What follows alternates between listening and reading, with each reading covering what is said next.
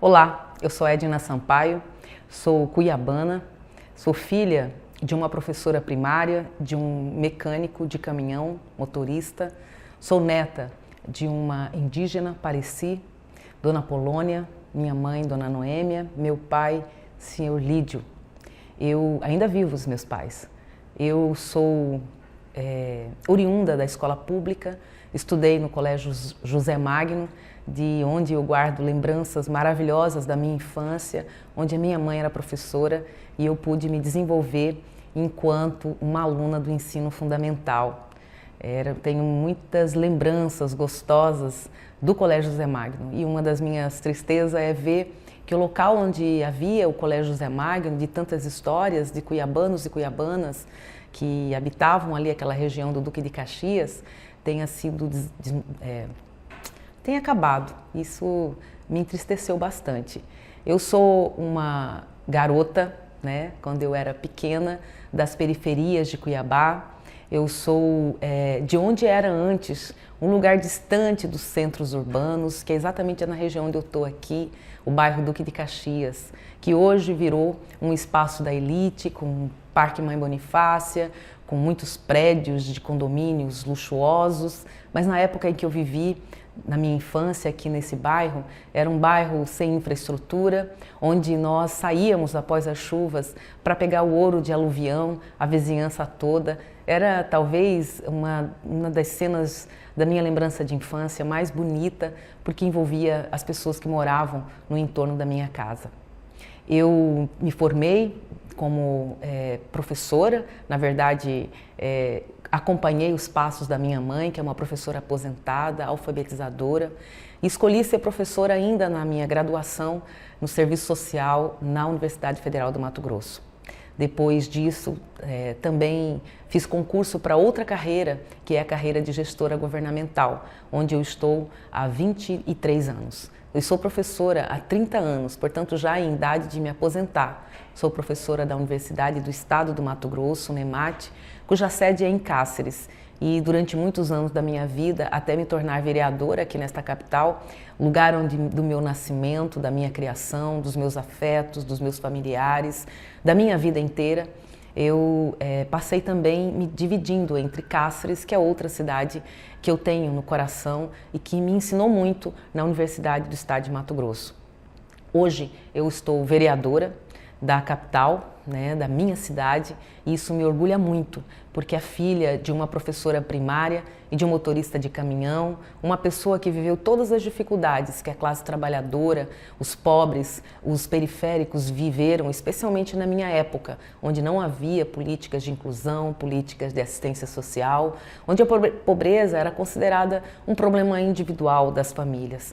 Eu fico muito feliz de ter participado neste trajeto da minha vida, também da luta em favor dos outros trabalhadores e trabalhadoras que hoje encontram nas políticas de saúde, de educação, de moradia social, o reflexo da luta ou das lutas que a minha geração e a geração antes de mim travaram para que nós pudéssemos ter um poder público e governos mais sensíveis aos problemas sociais. Eu sou uma mulher de 57 anos que tem como trajetória uma enorme história de superação, de resistência, e talvez seja por isso que eu sou uma pessoa que hoje tenho resistido a permanecer no espaço da política com a força que eu adquiri ao longo da minha história, ao longo da minha trajetória como uma mulher preta, uma menina preta, uma pessoa que teve que enfrentar muitas dificuldades para poder chegar onde eu cheguei. Para muita gente, chegar onde eu cheguei não é nada, porque afinal de contas, ser vereadora ou ser uma servidora pública pode representar muito pouco para muita gente que tem muito. Para mim, que venho de tão distante, de tão longe, de tantas dificuldades, significa muito. É o coroamento de uma trajetória de luta, de uma trajetória de insistência para poder realizar aquilo que sempre foi a minha condição de existência nesse mundo. Lutar por aqueles que não podem lutar. resolver os problemas que para mim foram problemas que me dilaceraram como pessoa, da violência doméstica, da pobreza, da falta de ter o que comer em casa muitas vezes, de ter que escolher entre estudar e trabalhar, esse dilema tão difícil para a maioria da classe trabalhadora, mas finalmente uma decisão familiar que mudou a minha vida, que foi estudar. Por ter estudado, eu consegui, talvez, o que a maioria de pessoas como eu não conseguem. E é por isso que eu acredito muito na educação, eu acredito muito que todos nós somos capazes, que nós só precisamos de oportunidades. Se o mundo é desigual, ele não é desigual porque as pessoas não são qualificadas, competentes, dispostas, mas porque falta oportunidade para a maioria de nós. E é por isso que hoje, como uma mulher madura já, como uma mulher que vem de uma trajetória que me constituiu como um ser humano capaz de me sensibilizar com outros seres humanos que viveram a mesma condição que eu, é que eu sigo lutando e sigo acreditando que é possível mudar esse mundo, transformar as relações sociais, fazer com que o racismo não seja uma estrutura tão dilacerante quanto é para a maioria de nós, pessoas negras. Então, eu quero dizer que a Edna Sampaio, que aqui vos fala, é uma menina que se constituiu ao longo de uma história numa mulher que sempre visita a menina e que sempre acalma essa menina para dizer a luta que foi feita nesses anos todos e as realizações que eu conquistei nesta minha história valeram muito a pena. E eu quero que isso seja compartilhado com todas as pessoas negras, com todas as mulheres, para dizer que nós somos fortes, somos resistência e nós também somos a possibilidade de um futuro melhor para todos nós, para todos e para todas. Eu sou uma pessoa que sempre me vi como uma menina negra, como uma adolescente negra, depois como uma adulta negra.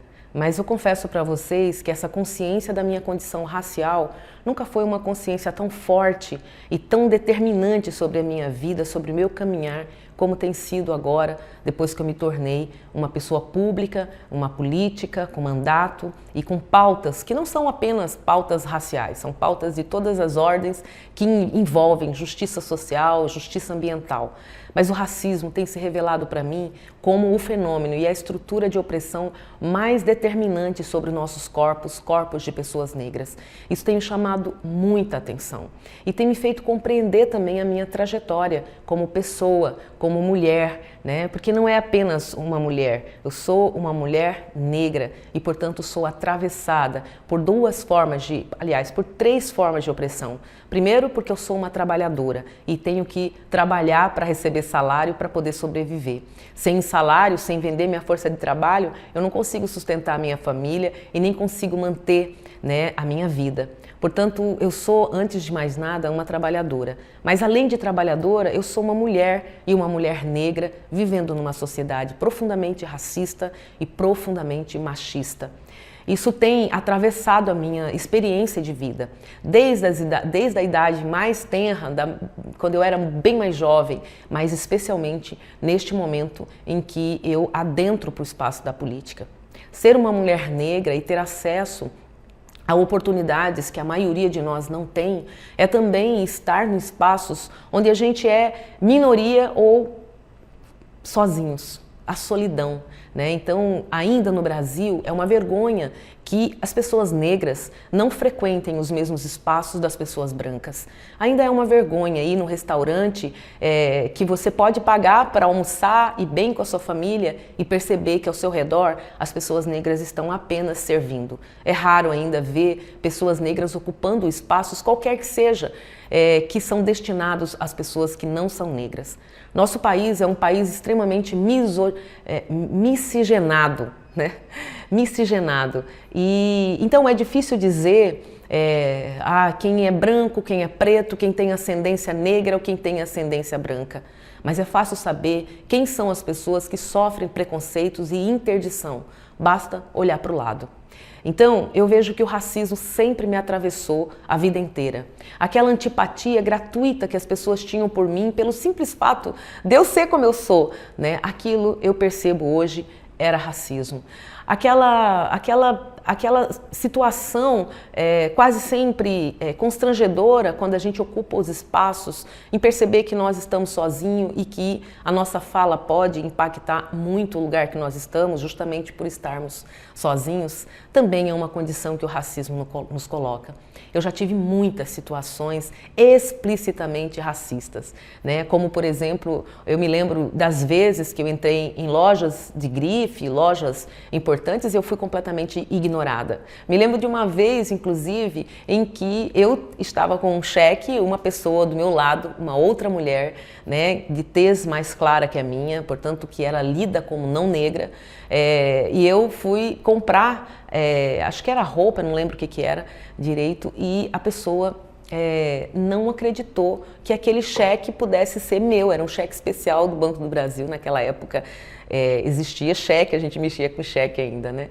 Então aquela situação me chamou bastante atenção, porque foi uma situação banal, mas que revelou bem o olhar do vendedor ou da vendedora naquela época sobre o meu corpo, um corpo negro, querendo comprar algo que para a vendedora não era compatível com a renda que imaginariamente ela pensava que eu tinha por ser uma mulher negra. Em muitos espaços, para não dizer em todos os espaços por onde eu andei, foram espaços hegemonicamente, majoritariamente ocupados por pessoas brancas. E eu sempre senti a solidão de ser uma mulher negra nesses espaços. Seja no espaço do sindicato, onde eu fui direção, fui presidente, fui direção várias vezes do Sindicato dos Professores da Universidade do Estado de Mato Grosso, seja como professora da universidade, né, ensinando os alunos de graduação e saber que a minoria absoluta dos professores são pessoas negras, seja em eventos acadêmicos, onde muitas vezes eu estive e pude perceber a quase ausência de corpos negros nesses espaços. A política também é um espaço completamente povoado por pessoas brancas. E não é que não exista pessoas negras nesses espaços, é que quando as pessoas negras adentram espaços que são majoritariamente ocupados por pessoas brancas, é como se para ser aceito nesses espaços você tem que esquecer quem você é.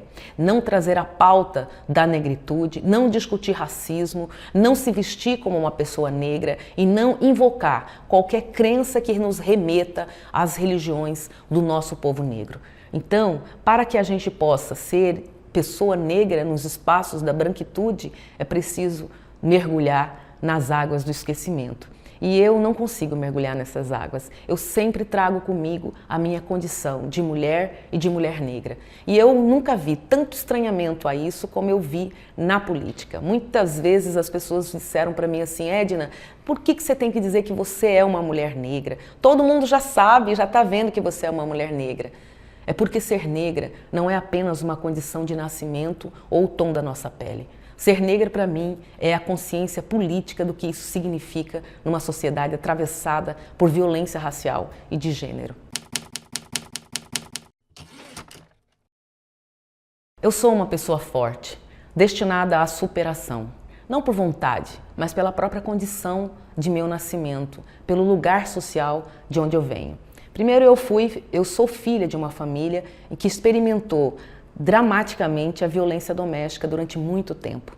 Então, eu experimentei conviver com a violência de gênero e, por mais sofrimento que isso tenha me causado, também foi uma ferramenta de resistência dentro de mim, né? Porque muito tempo depois, a minha vida inteira, eu iria me confrontar com o machismo e com toda a violência que o machismo traz para as mulheres, com todas as formas de interdição que o machismo estabelece e que é naturalizado. A gente tem uma ideia de que é normal que os homens tenham mais direito que as mulheres, de que é normal que o desejo dos homens sejam compreendido e das mulheres não, de que é normal que os homens tenham autoridade política e que sejam apreciados pelas suas qualidades dessa autoridade e as mulheres não. Então eu ousei sempre desafiar tudo aquilo que foi estabelecido para mim enquanto um lugar de origem social e de nascimento, como mulher e como pessoa negra. Ocupei espaços que não são comuns para as pessoas negras nem para as mulheres ocuparem. E tudo isso são formas de enfrentamento ao racismo, ao machismo e à condição de classe também, porque eu sou, antes de mais nada, como eu disse, uma trabalhadora, alguém que precisa do seu salário para sobreviver. Pois bem, toda essa minha trajetória, todas as dificuldades que eu passei, as adversidades, me prepararam para viver talvez aquilo que é o mais dramático na minha vida, que foi a minha passagem, que tem sido a minha passagem pela política. Fui alvo de cassação 2 vezes na Câmara Municipal de Cuiabá, acusada de um crime que eu jamais cometi e jamais cometeria. E qualquer pessoa que me conhece, que me acompanha na minha trajetória pessoal e na minha trajetória política, sabe disso. Mas a política é um lugar hostil normalmente para as mulheres e é mais hostil ainda para as mulheres negras. Essa marca de pele é uma marca que determina o nosso lugar social, é uma marca que denuncia o fato de nós sermos os primeiros e as primeiras nos espaços de poder. Porque a nós, pessoas negras, que vivemos uma trajetória dos nossos antepassados de quase 400 anos de escravidão, 135 anos mais ou menos que a gente tem de libertação dos escravos, ainda não é suficiente para fazer com que as consequências de ter vivido nossos antepassados, toda essa tragédia, pudesse fazer com que a gente tivesse outra posição. Nossa pobreza, a nossa condição de exclusão, ela tem a ver com o nosso passado. E é por isso que, para mim, superar toda essa violência racial, superar toda a violência de gênero, é uma necessidade que condiciona a minha estada nesse mundo. Ou seja, eu não posso, eu não devo e eu não vou recuar por conta da violência de gênero e a violência racial, porque esta é a condição de existência da nossa sociedade e é exatamente isso que precisa mudar. Por isso, a minha superação não é apenas minha, individual, da Edna, é a superação de um povo acostumado, mas não pode mais continuar naturalizando essa violência e essa opressão. Eu tenho muito orgulho de ser uma pessoa que me constituo como alguém que enfrentou a vida inteira todas as formas de opressão e eu estou aqui, de pé, enfrentando e ocupando um espaço que historicamente foi proibido para nós, pessoas negras, mas que eu resisto com a honra, né, e com a dignidade que o nosso povo, que os nossos ancestrais também resistiram para me fazer chegar até aqui. Nós, que estamos vivendo nesse tempo, somos herdeiros de uma capacidade incrível de resistência, porque ninguém chegaria aqui se não fossem, antes de nós, os que resistiram a toda forma de atrocidade e de violência que perpassaram gerações e mais gerações escravizadas para nos tornar herdeiros dessa coragem e dessa força que os nossos ancestrais deixaram para nós. Para mim, a maior superação é permanecer viva, é poder ter estudado, é ocupar o espaço que eu estou ocupando e continuar lutando para que a sociedade cuiabana, mato-grossense e brasileira se livre de uma vez por todas dessa chaga que é o racismo e que é o machismo e a misoginia. Superar significa apesar da dor, apesar do medo, apesar das adversidades, seguir em frente. E é isso que eu tenho feito a minha vida inteira. E é por isso que hoje eu posso falar para vocês dessa minha história, que na verdade é uma história de superação.